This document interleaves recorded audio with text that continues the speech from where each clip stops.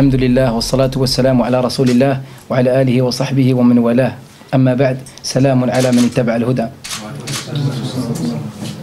Donc voilà, on est rassemblés dans cette conférence de presse après qu'une sœur a été tabassée, a été envoyée à l'hôpital par la police de Bruxelles, par la police de Molenbeek. On s'est posé la question, qu'est-ce que cette police demande? Ou bien, qu'est-ce que cette police veut? D'accord, il y a une loi qui discrimine, qui est une vraie discrimination envers les musulmans. Comme Amnesty International a dit la semaine passée que la politique belge est contre les musulmans, que la politique belge qu'elle a beaucoup de discrimination envers les musulmans. Ben voilà, la loi contre le niqab, c'est encore une des centaines de discriminations contre les musulmans. Il y a beaucoup de gens qui utilisent le prétexte qu'une musulmane a été obligée à porter le voile intégral, qu'elle a été obligée à porter le niqab ou le burqa. Ben voilà, une Belge de souche, une femme qui est née en Belgique, qui est grandie en Belgique, qui est de la même nationalité que ces policiers même, qui est des mêmes origines que ces policiers, mais elle a choisi pour être musulmane. Et ils ont arrêté cette sœur. Cette sœur a demandé, donc cette sœur quand elle est sortie de chez elle, comme on a déjà dit sur YouTube dans une vidéo, et la sœur est ici, elle peut confirmer bien sûr tout à l'heure, qu'est-ce qui s'est passé? On lui a demandé une carte d'identité. On a des documents ici de la ville de Bruxelles, de toutes les amendes qu'elle a reçues pour le niqab, pour le port du voile. Et la commune de Bruxelles lui a envoyé une lettre qui dit qu'elle ne devrait pas payer ces amendes-là, ou bien un certain nombre d'amendes. Pourquoi? Pour sa coopération. Parce qu'à chaque fois qu'on lui demande sa carte d'identité, elle la donne. À chaque fois qu'on lui demande de montrer son visage, elle le fait. Et elle accepte l'amende, elle paye l'amende. Pourquoi? Parce qu'elle dit, pas de problème, vous voulez faire une loi, on paye 60 € et on adore Allah subhanahu wa ta'ala. Notre religion coûte plus que 60 €. Comme nous, quand on appelle les gens à voter, à ne pas voter, qu'on appelle les gens à ne pas voter et les gens nous disent, oui, on va recevoir une amende, il n'y a pas de problème, on paye l'amende. Parce que notre religion coûte plus que cette amende que vous allez nous donner. Alors cette sœur a donné sa carte d'identité. Les policiers ont dit, non, vous l'enlevez totalement. Dans la rue, vous allez recevoir votre PV, mais vous allez encore l'enlever en plus. Après qu'elle a montré son visage à la policière qui était dans la voiture civile. Ils ont embarqué la sœur, soi-disant pour le prétexte de l'emmener au commissariat pour vérifier son identité. Quand elle est arrivée au commissariat, elle a montré son visage de nouveau. Les femmes ont demandé, pourquoi maintenant tu ne fais pas la maline? Pourquoi tu l'enlèves maintenant devant nous? Elle a dit simplement, pourquoi? Parce que vous êtes des femmes. Et je montre mon visage comme je fais toujours. Ils ont dit non, vous enlevez tout. Vous enlevez tout ce que vous avez sur la tête. Donc c'était pas pour son visage maintenant, mais c'est pour le hijab. Ils ont dit vous enlevez tout, vos gants, tout ce que vous avez sur vous. On va faire une fouille détaillée, comme on fait aux dealers et les criminels. La sœur, bien sûr, elle n'a pas accepté. Elle a dit, dans notre religion, on ne peut pas montrer notre corps à des mécréants. Et c'est vrai, c'est une règle qui est dans notre Coran et dans la tradition de notre prophète, sallallahu alayhi wa sallam. On n'a pas le droit de montrer notre beauté aux mécréants. Alors, qu'est-ce qu'ils ont fait? Ils ont dit, d'accord, tu veux pas enlever? On va voir si tu vas l'enlever ou pas. Ils ont appelé trois policiers, trois hommes policiers qui sont rentrés, et c'est contre votre loi, la loi que vous adorez, la loi que vous avez choisie, la loi que vous voyez comme Dieu. Cette loi interdit qu'un homme fouille une femme.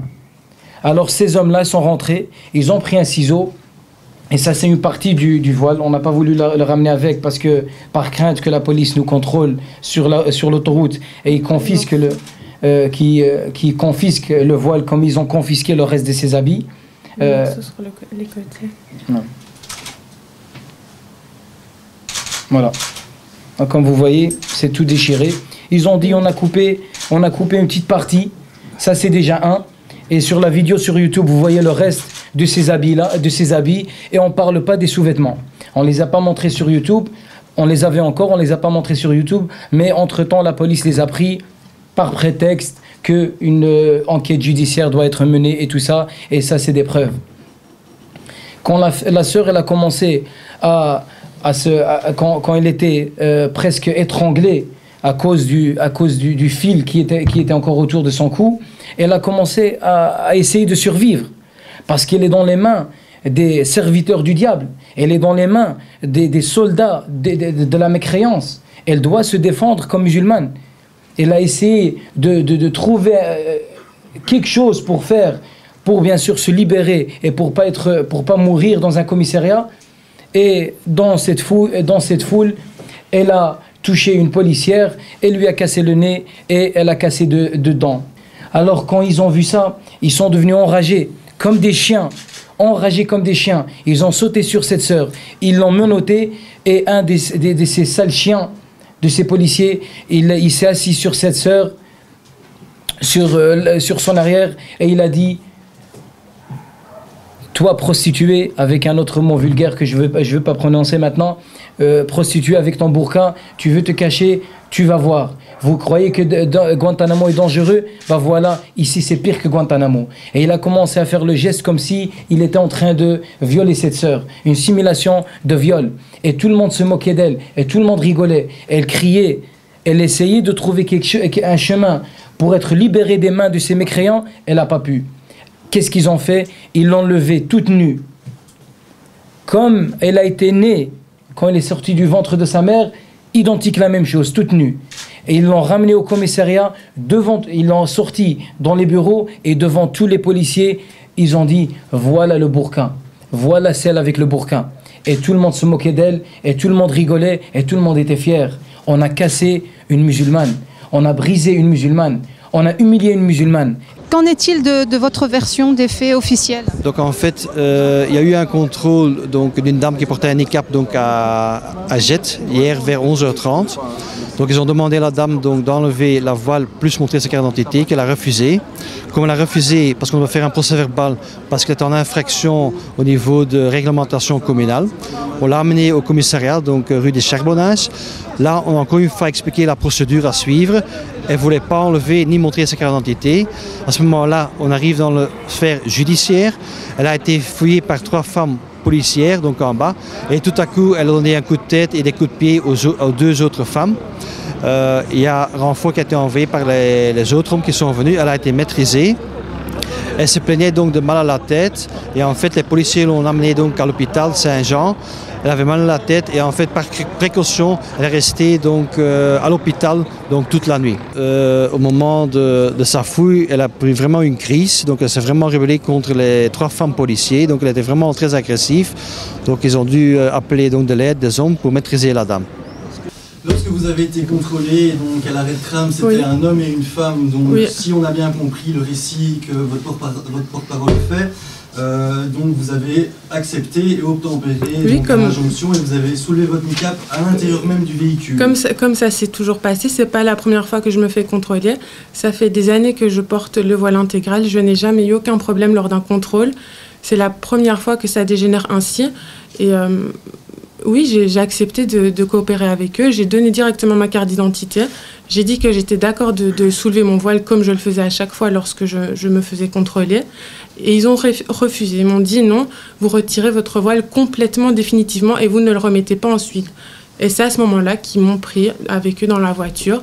Et voilà, et dans la voiture, ils m'ont porté déjà des menaces en me disant que vous allez voir, on va vous apprendre une leçon, vous allez voir en arrivant au commissariat. Voilà. Si je ne me trompe pas, ça fait 2 ans que vous portez le voile intégral et que vous êtes converti. Non, ça va faire 4 ans. 4 ans. Comment vous vous êtes converti à l'islam? Comment c'est venu? Mais ça, c'est personnel, je n'ai pas à le dévoiler. Alors, je ne vois pas qu'est-ce que ça a à voir dans l'histoire, dans les faits. C'est une question personnelle. Madame, on dit que vous avez des problèmes cardiaques. Vous Oui. pouvez parler de ça? Oui, j'ai une maladie cardiaque dont je suis traitée actuellement. J'ai une opération dans pas longtemps. J'en avais informé la police d'ailleurs lorsqu'ils m'ont frappée. Et malgré tout, ils n'ont pas voulu arrêter de me frapper et de mal me traiter. Et je leur disais que j'allais faire une crise, je n'avais pas mes médicaments avec moi.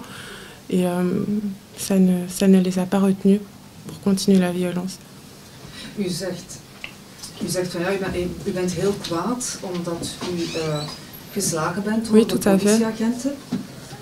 Maar daarna hebt u ook zelf een klap of klappen uitgedeeld.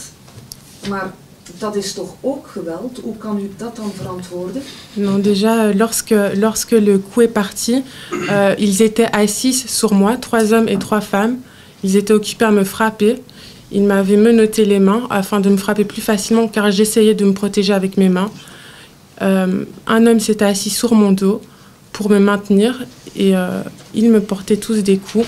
Et à ce moment-là, j'avais que ma tête. Je m'étouffais. Je hurlais comme quoi je n'arrivais plus à respirer, qu'ils allaient me tuer, que j'étouffais. J'étais vraiment prise de panique. Je pensais que j'allais mourir là. Qu'est-ce qui s'est passé à ce moment-là? Une femme policière était devant moi. Elle m'arrachait les cheveux. Je lui ai donné un coup qui lui a cassé le nez. Mais c'était déjà pas voulu. Et de toute manière, je n'avais que ma tête pour me défendre, étant donné que tout mon corps était mobilisé par les agents qui étaient assis sur mon dos et qui m'avaient dénudée. Voor mevrouw.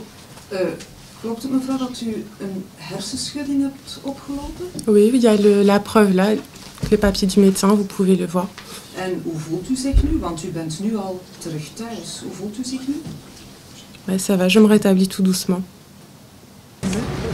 Moi, je vais vous dire franchement, tout ça, c'est peut-être une sorte de provocation aussi. Qui a provoqué qui? L'islam, c'est l'ennemi numéro 1 sur cette terre. En attendant, cette femme qui a été agressée? Cette femme qui a été agressée, c'est comme des milliers de femmes qui se font agresser dans le monde. Hein. Ici, bon, c'était un petit pays, la Belgique, il y a des gens qui sont venus d'Anvers, de Gand, pour un petit peu protester sur tout ça, mais ça va rien changer. Hein.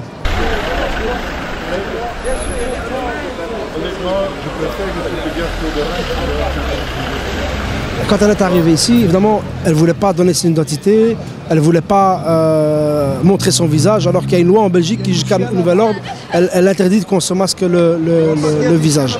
Évidemment, certains en ont profité pour attaquer le commissariat, des groupuscules extrémistes, vraiment des groupuscules extrémistes. Hier, on ne voyait pas clair parce qu'il y avait tellement de monde qu'ils étaient noyés dans la masse. Aujourd'hui, les choses sont un peu plus claires.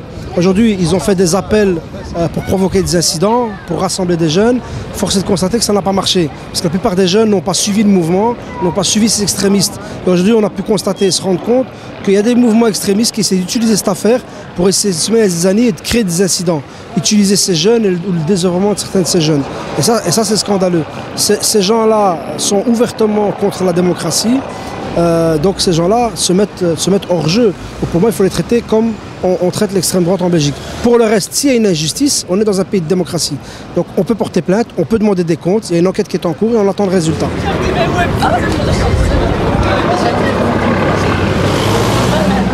En fait, ça nous a été importé. C'est pas un problème molenbeekois au départ. Hein. C'était un groupe extérieur. Alors malheureusement, il y a quelques jeunes. Mais pour le reste, c'est pas... La police a une part de responsabilité dans tout ça. Ça, c'est vous qui le dites, monsieur. Moi, je suis ici pour essayer d'avoir une commune pacifique. Pacifiée, mais où aussi la loi est respectée. Voilà, ça c'est donc pour moi... répondre de leurs actes. Je parle du corps de la police. Le corps de la police, d'une façon générale, est un corps qui travaille très bien. Il peut y avoir à certains moments des difficultés, comme dans tout groupement. Mais l'essentiel, dans des conditions comme aujourd'hui, pour moi, c'est que soit respectée la démocratie, les lois de ce pays de façon calme. Et jusqu'à présent, on a évité tout drame. On avait évidemment pris des moyens assez importants parce que... Bon, la communauté musulmane reste assez meurtrie par ce qui s'est passé. Il faut quand même une réponse de votre... Monsieur, avant de porter un jugement, il faudra qu'on établisse éventuellement des faits. Mais je voudrais vous signaler que par rapport à l'incident auquel j'imagine vous faites allusion, il y a eu effectivement la personne qui a été interpellée, qui aurait été blessée, mais vous devez savoir qu'il y a une policière qui a le nez cassé, une dent cassée, qui a une autre policière qui a été blessée aussi, d'ailleurs de la même origine que la plupart des gens qui m'entourent aussi, et que donc il y a eu de la violence, mais moi je ne sais pas vous dire de qui elle est venue. Et en tout cas, je suppose que la policière qui a le nez cassé et qui a la dent cassée, ça vous préoccupe aussi. Bien sûr. Je vous en remercie. C'est regrettable. Monsieur Moureau, cette loi anti-niqab, oui. Normalement les lois sont là pour protéger les citoyens, mais oui. De là en arriver à des manifestations pareilles. Alors est-ce qu'il n'y a pas à remettre en question ces législations qui ont été mises en place? Madame, on peut contester une loi dans une démocratie, mais tant qu'elle est la loi, on doit y obéir. Donc, au point d'être passé pour des criminels alors qu'en général... Mais madame, vous avez un avis sur cette loi qui est respectable et si vous êtes démocrate, vous pouvez faire campagne pour qu'on la change, mais tant qu'elle est la loi, c'est valable pour tout, elle est d'application. Et les policiers ont comme mission d'appliquer la loi. C'est pas eux qui la font, c'est pas eux qui en jugent, ils sont là pour l'appliquer. Voilà, alors on peut avoir des avis différents là-dessus, ça c'est un autre problème. Il n'en est pas moins que nous venons d'assister à un policier qui était occupé à malmener un jeune homme qui s'est fait arrêter. Ça, ce sont des pratiques... Oui, enfin, ne commencez pas à généraliser. Moi j'ai vu aussi des gens qui jetaient des pierres sur les policiers. Je suppose que vous n'approuvez pas ça.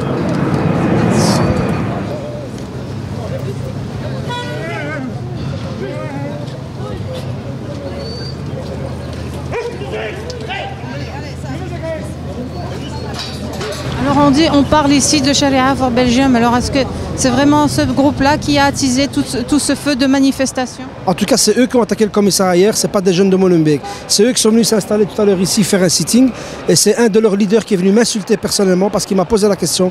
Hier, je me suis fait agresser par la police ici. Il m'a demandé ce que j'avais fait, je lui ai dit que j'ai porté plainte. Il m'a dit que j'avais fait le choix de la démocratie et que j'avais pas fait le choix de Dieu. Je dis, moi, j'ai un problème avec ce discours-là. Effectivement, moi, je fais le choix de la démocratie. Ceux pour qui ça pose un problème, alors ils auront difficile à trouver une place ici. Et ce monsieur est venu tenir ce discours ici en me diabolisant et en diabolisant tous les gens qui essayent d'apaiser les choses. Donc depuis hier, vous avez des gardiens de la paix, des éducateurs, des animateurs, des responsables de mosquées qui essayent d'apaiser les tensions et d'essayer de ne pas faire en sorte que les gens ne cèdent pas à la provocation. Ces gens-là sont insultés et diabolisés par ces groupuscules. Et fort heureusement, ils restent en nombre limité. Alors dans cette situation, ça ne confirmerait pas les dires de Didier Reynders qui disait qu'il y avait un problème d'intégration dans certaines communes, dont Molenbeek? Mais pas du tout, pas du tout. Quelle intégration? De quoi il parle lui? Qu'est-ce qu'il connaît de Bruxelles? Il est ici depuis 3 mois et il se permet de juger quelqu'un qui est ministre fédéral depuis plus de 15 ans. Qu'est-ce qu'il a fait pour les jeunes dans nos quartiers? C'est quoi l'intégration? Ces jeunes, ce n'est pas des étrangers, c'est des citoyens belges. Par contre, s'il veut parler d'intégration, qu'est-ce qu'on fait pour l'emploi? Qu'est-ce qu'on fait pour une meilleure scolarité? Qu'est-ce qu'on fait pour améliorer la sécurité de tout un chacun? Pour améliorer le cadre de vie des uns et des autres? C'est ça le vrai débat, la vraie question. Ça, c'est un vrai débat. Le débat, comme lui le pose, c'est un débat un peu comme celui de Sarkozy en France, celui de Besson sur l'identité nationale. C'est simplement pour amener la haine de l'autre, le racisme, le rejet, et ça je ne peux pas accepter.